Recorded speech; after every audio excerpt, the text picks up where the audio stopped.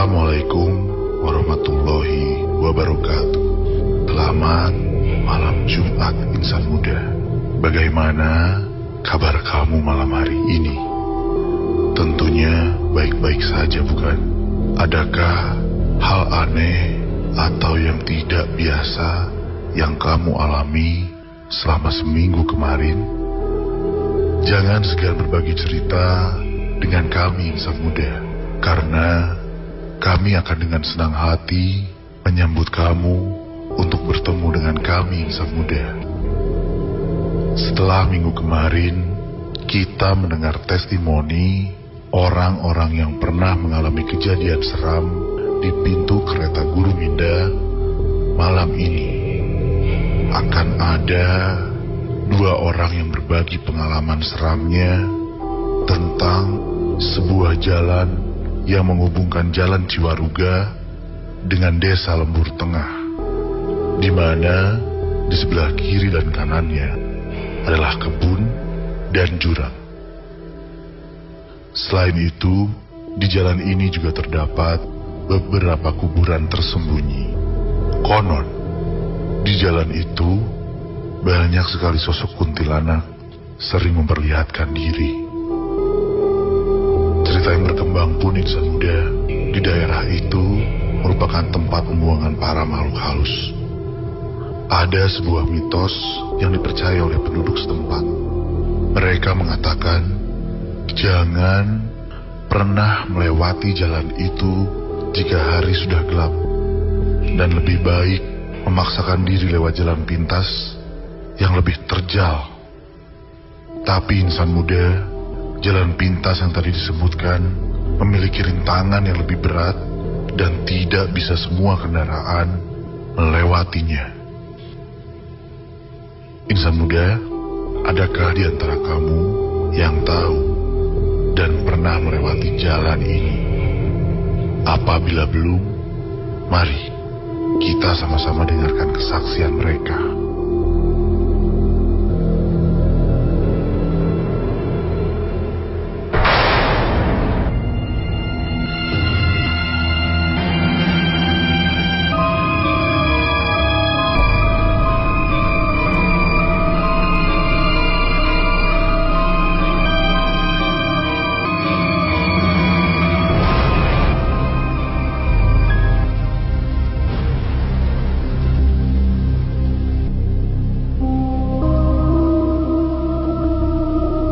Assalamualaikum warahmatullahi wabarakatuh.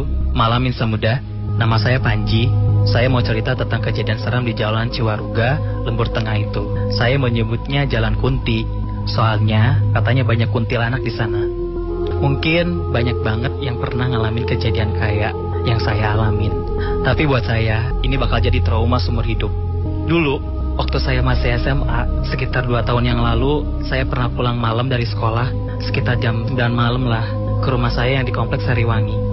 Nah, dulu kan saya pakai Vespa gitu. Jadi kalau lewat jalan pintas yang nanjak itu, saya takut motornya nggak kuat. Akhirnya nggak ada pilihan lain dong. Ya saya lewat jalan Kunti itu. Sumpah, saya takut banget waktu itu. Pertama kalinya saya lewat jalan itu malam-malam, perasaan saya nggak enak banget. Dan bener lah, pas saya udah ada di pertengahan jalan itu, tiba-tiba hujan langsung deras. Dia lagi, saya langsung berhenti dan ngeluarin jas hujan dari bagasi motor. Udah gitu cepet-cepet saya pakai. Saya ingat banget waktu itu saya berhenti pas banget di depan pohon gede. Terus tiba-tiba ada suara cak-cak gitu, kayak anak ayam lah kalau gue dengerin. Terus aja bunyi. Saya sering dengar kalau katanya suara kuntilanak tuh kayak gitu. Dan gak tahu kenapa, saya waktu itu refleks lihat ke atas pohon. Dan emang ada lah dia di atas pohon lagi duduk, gak kelihatan jelas mukanya. Yang pasti pakai baju putih gitu, terus rambutnya panjang, dan merinding lagi saya. Untungnya saya gak pingsan. Akhirnya saya cepat-cepat nyalain motor, terus pergi dari situ. Anehnya lagi, pas udah ngelewatin jalan itu dan sampai di Desa Lembur Tengah, tiba-tiba hujannya berhenti.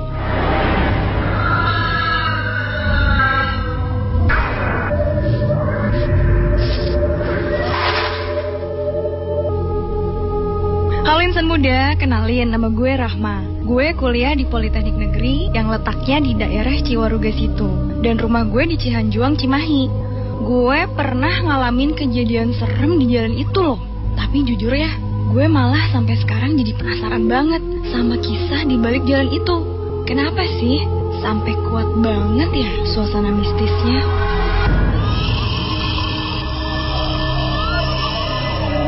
Oke, jadi gini, pas zaman ospek tuh, hari terakhir kan gue baliknya malam.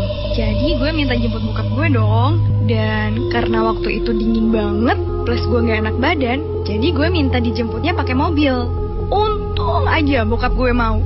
Padahal mobil gue tuh mobil yang bisa dibilang mobil lama, dan emang lagi masa perbaikan. Singkat cerita, gue sama bokap gak lewat jalan pintas yang nanjak, karena pasti gak kuat. Akhirnya bokap belok kiri ke jalan yang udah terkenal sama kuntinya itu loh. Waktu itu jalannya jelek banget, lobang dan batu di mana-mana. Sialnya mobil gue ngelewatin lobang yang lumayan dalam, dan mobilnya keguncang keras banget gitu dah, sampai lampu depan mobil mati. Ya udah, bokap gue berhenti kan, terus katanya kabel lampunya pasti lepas. Maklum mobil lama. Bokap gue ke pinggir dan turun dari mobil. Gue nunggu aja di dalam mobil. Lagian ngapain juga ikutan turun, orang gue gak ngerti soal mobil. Bokap gue berdiri di depan mobil dan ngebuka kap mesin mobil. Gak lama kayaknya masalahnya sih udah beres, dan kap mesin pun ditutup. Dari dalam mobil gue bisa lihat bokap gue berdiri ngeliatin ke arah gue. Tapi mukanya kayak yang kaget dan bingung gitu. Terus bokap gue diem lama banget ngeliatin gue. Kan aneh.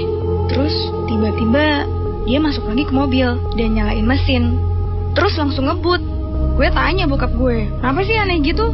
Tapi bokap gue cuma nyuruh gue diem dan bilang gak usah nanya apa-apa.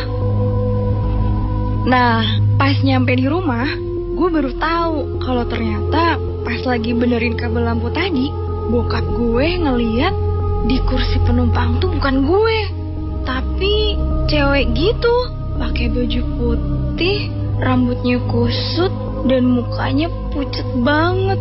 Katanya itu kuntilanak.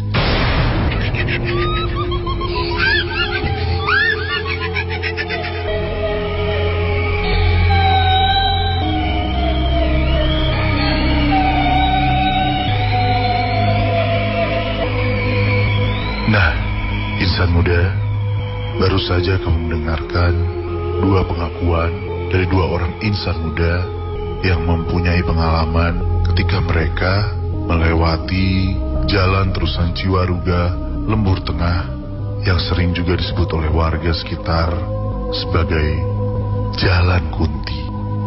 Kami berpesan kepada kamu insan muda, berhati-hatilah jika satu hari kamu melewati jalan ini di malam hari, karena mungkin kejadian tadi bisa menimpa dirimu juga insan muda. Sekarang saatnya kita dengarkan cerita untuk malam ini. Selalu waspada dan tetap fokus.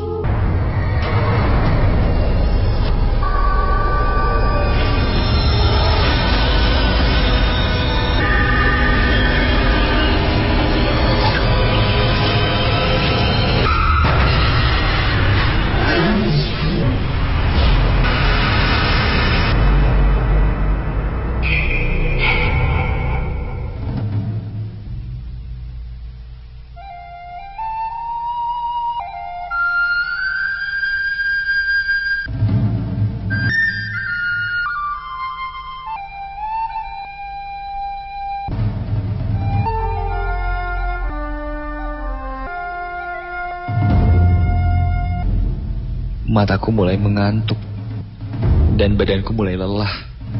Jujur saja, pemakaman Aji tadi cukup menguras tenagaku. Aji hanya memiliki satu saudara perempuan. Ayah dan ibunya sudah lama meninggal. Jadi di Bandung ini, Aji sebatang kara. Satu hal yang wajar jika aku membopong Aji masuk ke dalam liang lahat. Lamunanku tentang masa lalu, masa kuliah, mengantarkanku pada rasa ngantuk. Jadi aku rebahkan badanku ke atas kasur. Aku tidak peduli kemeja hitam yang masih menempel di badanku bekas pemakaman Haji tadi sore. Semuanya terkalahkan oleh rasa sedihku yang amat dalam. Dan aku pun terlelap. Sampai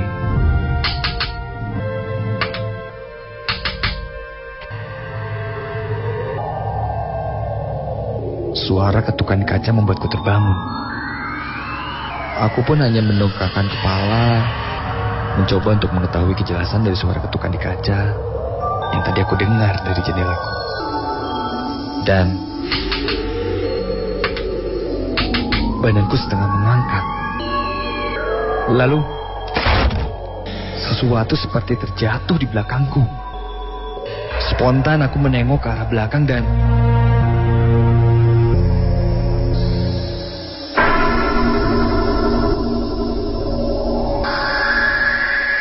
perlahan aku turunkan badanku sampai di posisi jongkok, menghadap ruang kosong yang ada di bawah kasur.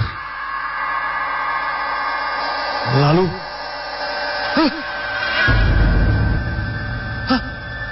apa itu? Aku bergerak sedikit maju dan astaga!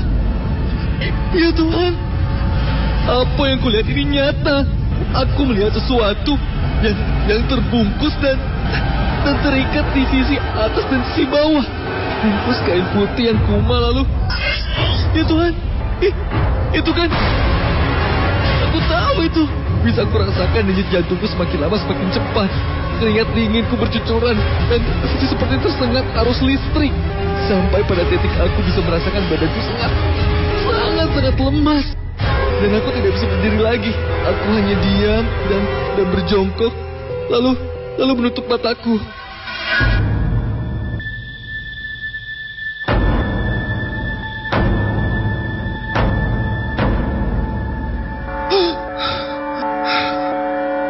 Tiba-tiba aku terbangun. Ya Tuhan, ternyata ini mimpi. Aku bangun dari tempat tidurku, lalu mengambil segelas air putih. Dan aku membaringkan badanku lagi sambil menutup mata. Dan aku coba untuk melepaskan kemeja hitamku. Lalu, sadar. Gila. Ketika aku sadar, ternyata di sebelahku sekarang sudah ada seseorang yang sedang tertidur. Aku mencoba menggerakkan tangan memastikan siapa yang berada di sebelahku sekarang. Lalu, ini manusia. Aku bisa merasakan tanganku menyentuh pergelangan tangan. Aku sedikit tenang. Dan benar saja, ketika aku melihat ke samping, seorang dengan baju hitam dan celana pendek bola hidup membelakangiku. Astaga, ini kan Aji. Aku melompat dari tempat tidur, berlari dan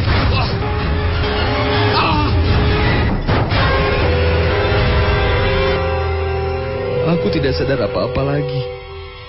Yang aku tahu, tiba-tiba aku membentur sesuatu.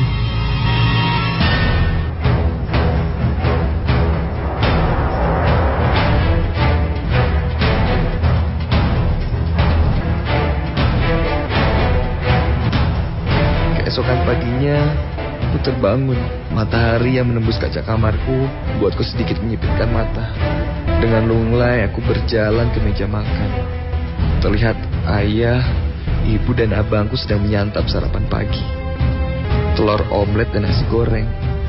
Tapi aneh, suasana di meja makan agak sedikit berbeda.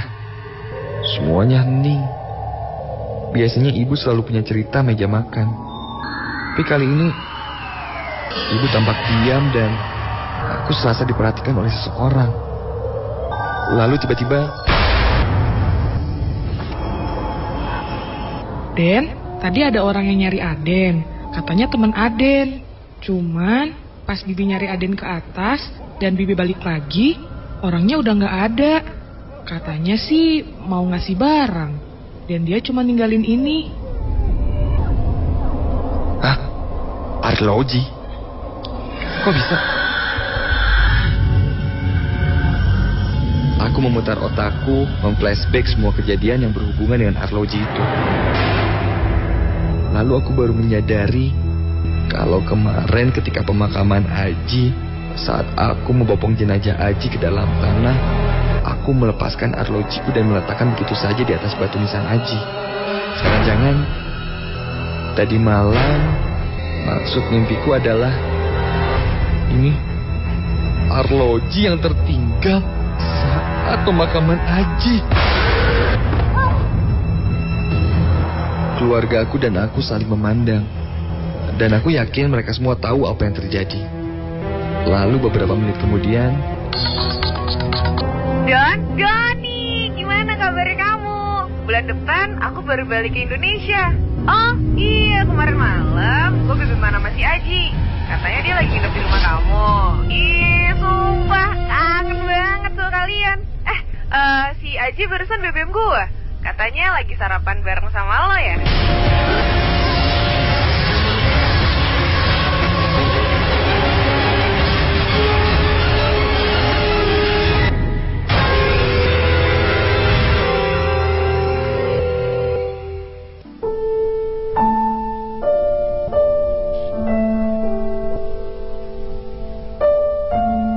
Sore yang cukup cerah di halte bis itu, dengan warna keemasan di langit di atas kampusku di daerah Jatinangor. Tiba-tiba seseorang berlari. Lelaki itu mencoba untuk tidak ketinggalan bis yang hampir merapat ke halte. Dan karena aku dan dia masuk bersamaan, akhirnya kami pun duduk berdampingan satu kursi.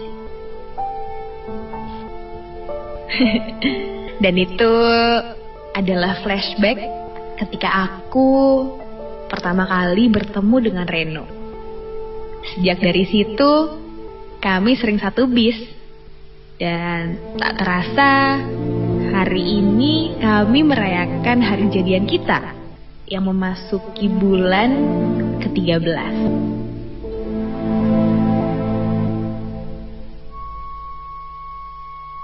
Reno yang sudah berdiri di depan pintu kosanku menatapku dengan senyuman.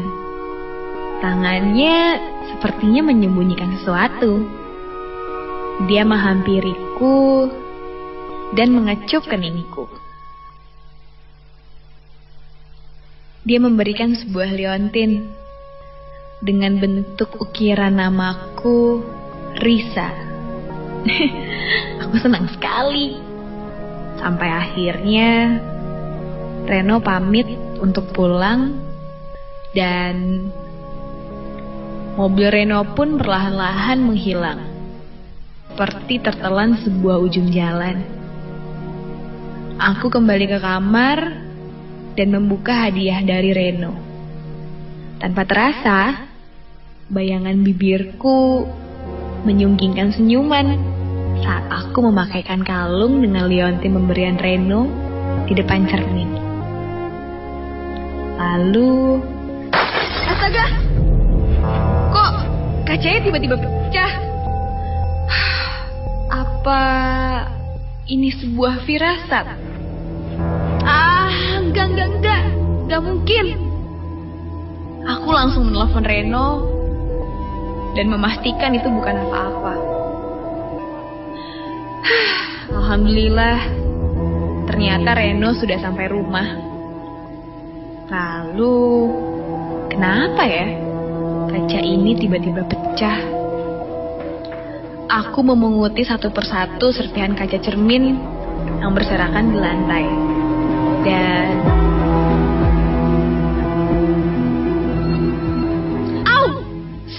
aduh, tanganku tergores serpihan kaca.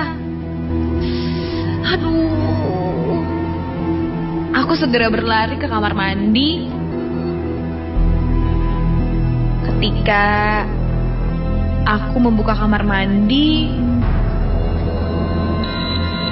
aku mencium bau melati masuk ke hidungku.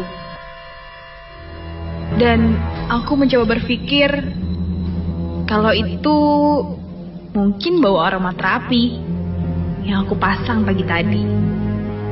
Pelan-pelan aku melangkah maju mendekati wastafel.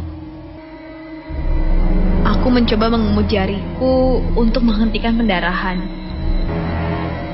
Dan aku segera mencuci tanganku di wastafel. Tapi ketika aku melihat bayanganku di cermin kamar mandi, apa itu? Aku terperanjat kaget karena di kaca cermin kamar mandi tertulis sebuah nama, Mala. Hah? Aku segera menghapus tulisan itu dengan air. Lalu dari arah bathtub dengan jelas aku mendengar suara perempuan menangis. Spontan aku melihat tajam ke arah bathtub. Aku mendekati bathtub yang tertutup kerai kamar mandi. Lalu ketika aku buka, astaga! Ya Tuhan! Ya Tuhan! Tampak seorang perempuan bermuka pucat tergantung dililit oleh selang shower kamar mandi. Oh, ya Tuhan! Aku langsung berlari keluar kamar sambil teriak minta tolong. Aku mencoba mengetuk pintu kamar teman-temanku, tapi tak ada satupun yang pintunya dibuka. Kemana teman-teman kosanku?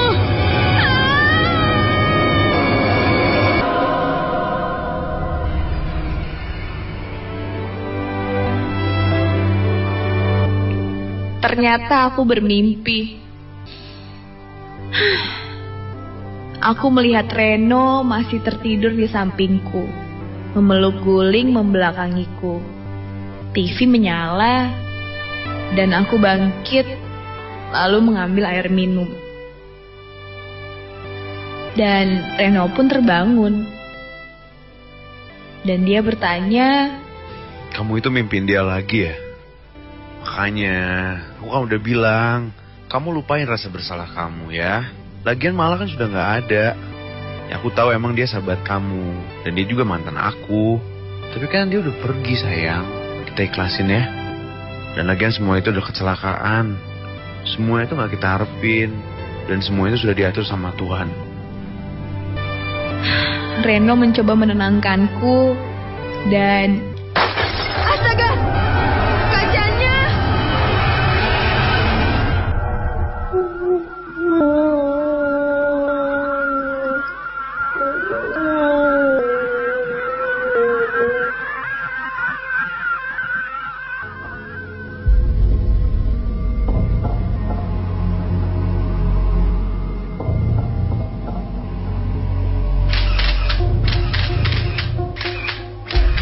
Tidak ada satupun sudut yang terlewatkan oleh kamera SLR-ku. Dari mulai gerbang masuk hingga tempat-tempat mojok mesum pun aku foto. Sore ini cahayanya sedang bagus. Aku bisa dengan leluasa berburu mereka.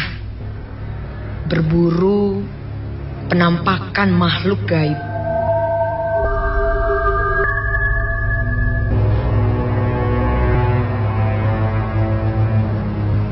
Namaku Risma.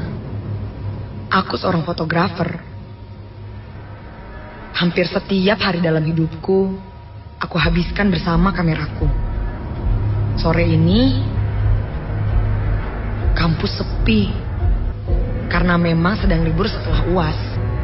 Kampusku adalah kampus teknik yang terletak di sebuah daerah di sekitar Sarijadi. Beberapa hari yang lalu, teman sekelasku Benny menantangku. Katanya, jangan ngaku fotografer handal kalau belum pernah berhasil foto penampakan makhluk gaib. Dan disinilah aku sekarang. bersama kameraku berusaha untuk mengundang mereka hadir dalam kameraku.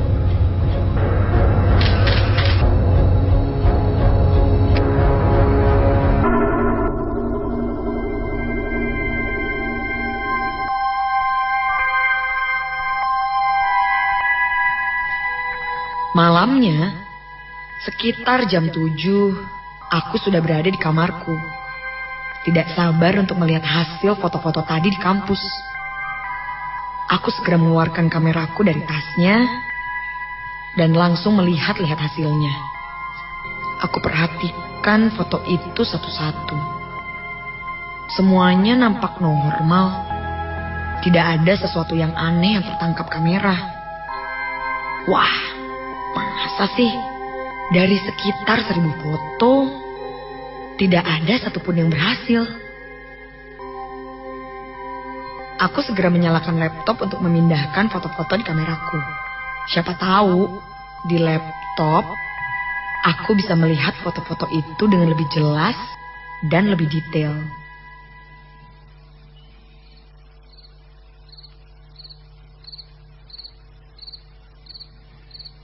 Setelah semua foto dipindahkan, aku menarik nafas sejenak dan berdiri untuk ganti baju. Saat aku berdiri dan melangkah membelakangi laptop, tiba-tiba, aku berhenti melangkah dan perlahan menengok ke belakang. Melihat kameraku yang tergeletak di meja. Aku yakin betul. Itu tadi suara kamera mengambil gambar. Dengan agak ragu, aku kembali duduk di kursi dan mengambil kameraku. Dan langsung menekan tombol untuk melihat hasil foto tadi. Astaga, ternyata barusan kamera ini memang mengambil gambar. Aku menatap foto barusan, terlihat tubuhku dari punggung ke bawah. Terlalu banyak cahaya di foto itu. Aku tidak bisa melihat dengan terlalu jelas. Ya Tuhan, ini kenapa ya? Kenapa tadi kameraku bisa memotret sendiri? Apa mungkin kameraku rusak? Ya, mungkin saja sih. Aku kan hampir tiap hari memakainya. Ya sudahlah. Aku mencoba untuk berpikir positif.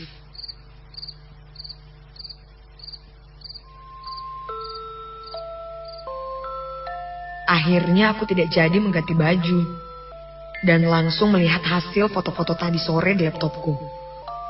Foto-fotonya memang terlihat lebih jelas, tapi tetap saja semuanya nampak normal. Tidak ada penampakan-penampakan yang muncul. Aku terus meneliti setiap detail dari foto itu. Ketika... Ya Tuhan, suara apa itu? Suaranya terdengar jelas di belakangku. Dari arah tempat tidurku. Kali ini aku benar-benar gemetaran. Aku yakin benar itu tadi suara orang tertawa. Sambil ketakutan, aku perlahan menggerakkan badan untuk melihat ke asal suara tadi. Ya Tuhan, astaga! Tiba-tiba pintu kamarku diketuk keras sekali. Aku benar-benar kaget. Aku hanya diam saja. Takut sekali untuk membuka pintu. Suara ketukan itu berhenti sebentar. Lalu terdengar lagi. Kali Dengan gugup, aku bertanya, siapa? Terdengar jawaban, Mama, buka dong nak. Kamu kenapa sih? Ya ampun. Ternyata Mama. Syukurlah. Dengan cepat aku bangun dari kursi dan membuka pintu kamar. Aku terpaku. Tenggorokanku kering. Aku tidak bisa menggerakkan badanku. Karena tidak ada siapa-siapa di depan pintu kamarku. Aku menatap pintu kamar Mama di ujung ruang tengah. Tertutup rapat. Aku benar-benar tidak tahu harus berbuat apa. Lalu, siapa tadi yang mengetuk pintu kamarku? Tiba-tiba, pintu kamar Mama terbuka. Dan terlihat Mama keluar kamar dengan wajah yang sangat mengantuk. Mama lalu melihat ke arahku dan bertanya, "Ada apa sih, Riz? Kok kamu ngetuk pintu kamar Mama keras banget barusan? Mama jadi kebangun."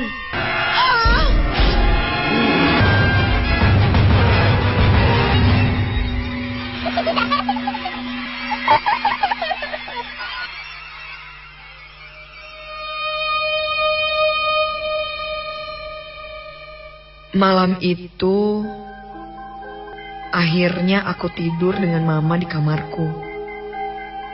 Aku tidak berani tidur sendirian. Karena aku tidak terbiasa dengan teror seperti ini. Aku tiba-tiba terbangun dari tidurku. Karena untuk kedua kalinya, aku mendengar suara itu. Suara kameraku mengambil gambar. Ya Tuhan, ya Tuhan. Aku memeluk Mama yang masih tertidur gelap dan mencoba tidak memperdulikan suara kamera itu. Tapi kali ini suara itu tidak berhenti. Aku tidak tahan lagi. Akhirnya aku terbangun dari tempat tidur dan mengambil kameraku. Aku akan mencopot baterainya. Tepat ketika aku menyentuh strap tempat baterai, tiba-tiba terpikir olehku untuk melihat hasil foto barusan. Perlahan dan gemetaran, aku melihat layar kamera dan menekan tombol play. Dan foto pun muncul. Aku seketika jatuh karena lemas. Kameraku menunjukkan fotoku yang sedang tidur memeluk pocong di sebelahku.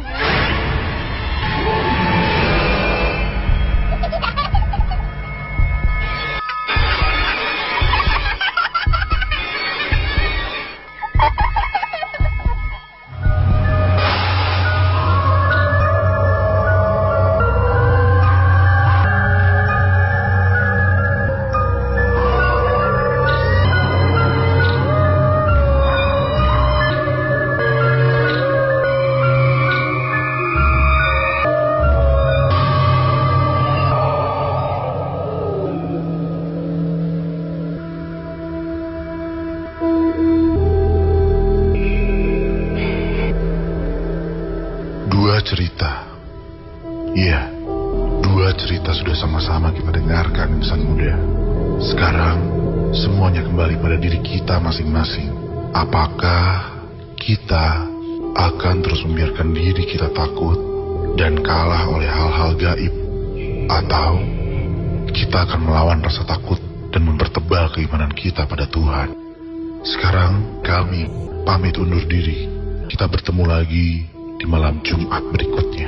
Selamat bermimpi buruk dan ingat, jangan pernah dengerin sendirian.